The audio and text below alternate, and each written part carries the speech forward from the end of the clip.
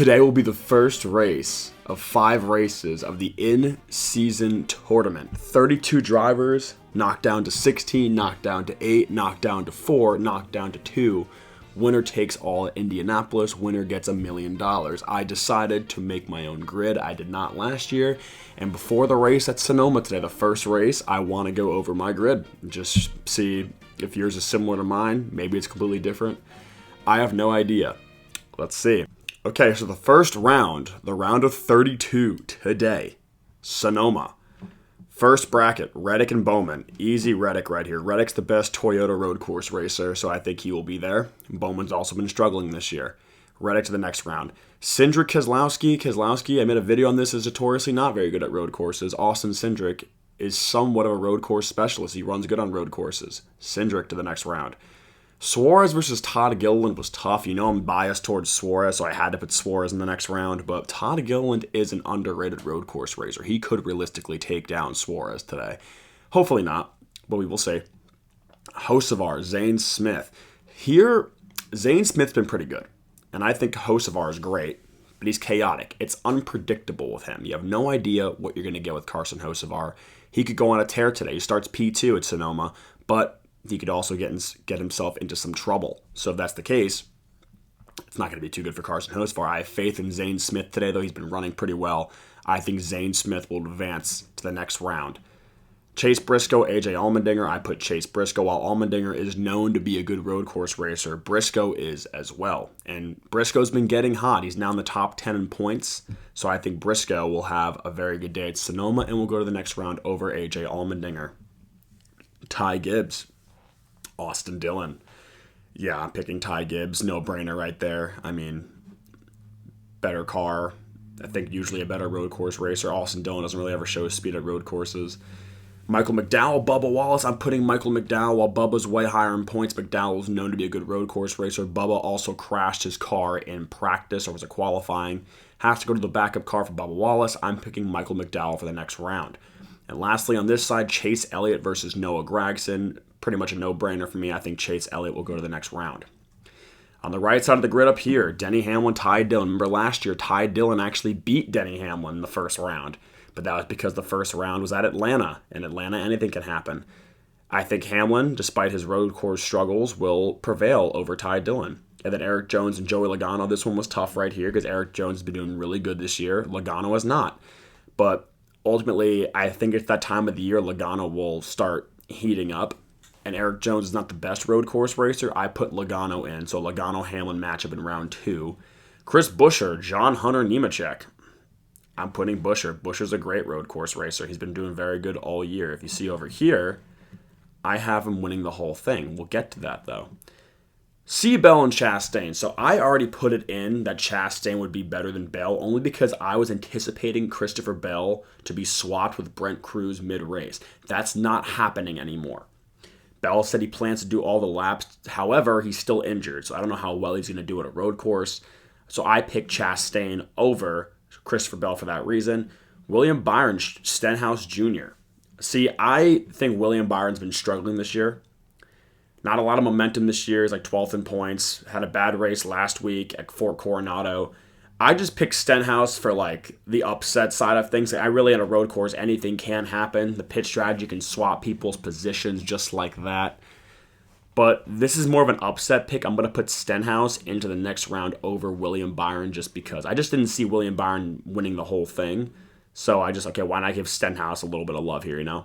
Larson, Riley Herbst, no contest there. I mean, Herbst is not a good road course racer. He ran pretty good last week, to be fair, but Larson, I think, is a better road course racer, and he's also been pretty hot lately. I think he has like 4 top 5s in the last 5 races, a bunch of stage points up to 4th in points. I think Larson will carry that momentum into the next round. SVG, Ryan Preece, duh, I picked SVG. And then Blaney over Barry. Barry has shown no speed, losing his ride. Blaney's been very consistent, so I have Ryan Blaney going to the next round. That's the first round at Sonoma. Next round, round 2, Chicagoland. First time the Cup Series is heading to Chicago in 7 years. Reddick and Cindric. Reddick has been the dominant car all season. Cindric has not really shown that much speed. The Penske Fords in particular are not that good on the 1.5 mile tracks. I have Reddick as an easy next round. Over here, Daniel Suarez and Zane Smith. While Zane Smith is doing well, Suarez is doing better. And I think Spires had some good speed regardless of where they run. And I think Suarez will be better at Chicagoland over Zane Smith, moving him into round number 3. Right here we have Chase Briscoe, Ty Gibbs. I think Briscoe overall is a better oval racer than Ty Gibbs. And since Briscoe is getting hot, I think he's going to prevail and beat Ty Gibbs at Chicagoland.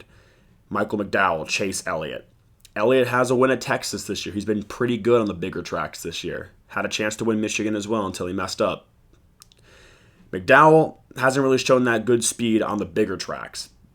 So I have Chase Elliott over Michael McDowell into round number 3.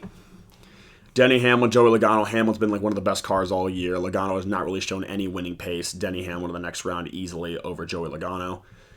I just don't think Logano's going to have that pace. Chris Buescher over Ross Chastain. Again, Buescher I have winning the entire thing, but Chastain, I think he was like running like 30th on Michigan at one point. He had like a lack of speed on the I think like 30th at Kansas at one point. He just doesn't really have the speed this year, Chastain. Neither does Trackhouse as a whole. Buescher's been quietly consistent though, been running pretty much solid everywhere into round 3 for Chris Buescher. Larson over Stenhouse. Chicagoland is a track that Kyle Larson can really prevail at with the top lane, plus just being in a Hendrick car. Round 3 for Kyle Larson. And then right here I have an upset. You're probably thinking, bro, Blaney eliminated in the second round. Here's my philosophy. Blaney has been on such a hot streak lately. I think he finished top 10 in every single one of the races on Amazon Prime. He's up to 3rd in points comfortably, getting a lot of stage points, stage wins. It's just the nature of the beast. Something's bound to go wrong for him. A crash, an incident, whatever. And I think it's going to happen at Chicagoland for some reason. I didn't have him winning the whole thing anyway, so who really cares? But as you can see here, SVG.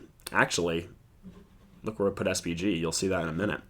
But Blaney eliminated, and now we're in round number 3. Atlanta. Atlanta's kind of a wild card. Anything can happen here. Anything can happen in Atlanta Motor Speedway or Echo Park. First matchup, Reddick-Suarez. I know you're probably thinking, oh my God, he picked Suarez over Reddick. You're so biased and weird. Yeah, a little bit. That's for sure. That's for sure. But hear me out. Atlanta is one of Suarez's best racetracks. And Reddick, while he did win the race in the spring or the winter, just the nature of the beast, I don't think he can replicate it. I really have Suarez making it to the final 4. Just let it be, okay? I'm biased, but yes. I just think it's Atlanta. Anything can happen.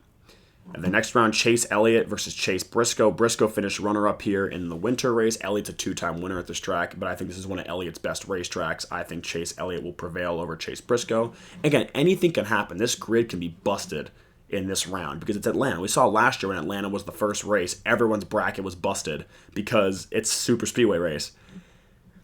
Hamlin versus Chris Buescher. I actually have Chris Buescher beating Denny Hamlin going to the Final 4 because while Denny is a pretty good plate racer, Chris Buescher's a very good plate racer. Plus the Fords are really good at Atlanta. And I just think for some reason Buescher is going to come out clean and Hamlin will be involved in a wreck or something. So Buescher going to the semis. And then SVG versus Kyle Larson. Kyle Larson has no luck at super speedways. Is not the best super speedway racer. SVG, I just think he's going to have a far run in this tournament. He's been doing good all year, not even on road courses. He's been doing pretty good on ovals. SVG, round of 4. Then we have the semifinals right here. Suarez versus Elliott and Chris Buescher versus SVG. North Wilkesboro. Was it 3/4 of a mile track? Yeah, so Suarez versus Elliott. I think the experience in Chase Elliott, plus he won Martinsville this year. Suarez has not been doing too good on the smaller tracks, like usually like in the 20s or like late teens, like at Martinsville or Bristol. So I really see Elliott being able to beat Suarez at North Wilkesboro, put him into the finals. And then while SVG is getting better at ovals, I just think Chris Buescher with his consistency is going to make his way into the finals over SVG. And then Indianapolis. Final round. I put Chris Buescher, man. I mean, I just think he would be the kind of guy to win this type of tournament. Like, yeah, it's big, it's cool to win this tournament. Like, in the grand scheme of things, it's not. Like, Ty Gibbs won it last year, and I feel like no one even remembers that. Chris Buescher's quiet, but he's consistent. You need consistency to succeed in an elimination-style bracket like this. And I think Chris Buescher is consistent. Chase Elliott has been inconsistent, so who's to say Buescher can't beat Chase Elliott at Indy? Plus, Elliott has no crown jewels, so who's to say he's going to finally win one in the Brickyard 400, a track he's never really been that great at. And then a little extra stuff down here. He said, how many laps? I feel like Buescher's going to lead like 48 laps. 48 laps. Keep that in your calendars. 48 laps for Chris Buescher. Led. But yeah, that's my bracket. I have Chris Buescher winning the whole thing. Let me know what you think. It's definitely not going to be a perfect bracket. Again, Sonoma and Atlanta in this at all is just a bunch of wild cards. Like, really? Road course strategy can swap anything. Atlanta's a super speedway, but I'm happy Atlanta's not the first round of this new bracket. So yeah, Jakey boy, this is my bracket. So, we shall see. We shall see. Let me know who you guys have winning this in-season tournament. I will see you guys later. And after today, we'll see how busted my bracket is. Have a great day, guys. Peace.